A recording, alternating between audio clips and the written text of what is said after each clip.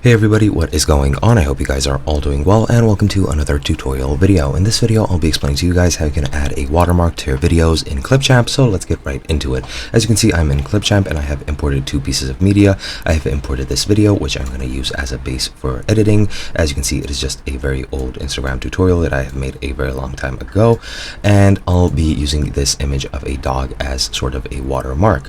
Now, to add a watermark, once you've dragged the video into your timeline, as you've seen me do, you can also just click the plus and it'll add it to the timeline at the next possible place. Since it's blank, it'll just add it to the beginning. Now what you can do is drag and drop your dog, and I do recommend dragging and dropping, since if you just click the plus, it'll add it at the end here, and that's not what we want.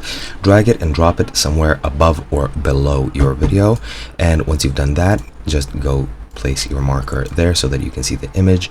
Then resize it to the size that you want. Let's say I'll keep it that size, or for example here at the bottom of the video. And once you've downsized it, you want to drag and drop this slider to expand the picture's duration to match your own video's duration, and that's pretty much it. Now during the entire video, this image of a dog will be overlaid over our video. Now to make it a watermark, and that to make it a watermark, all you need to do is just pretty much make it a bit transparent or make it a bit less opaque. You just go into adjust colors while selecting the image of the dog, and then dragging the transparency slider to around halfway is to my liking, but you can drag it even more, let's say about there.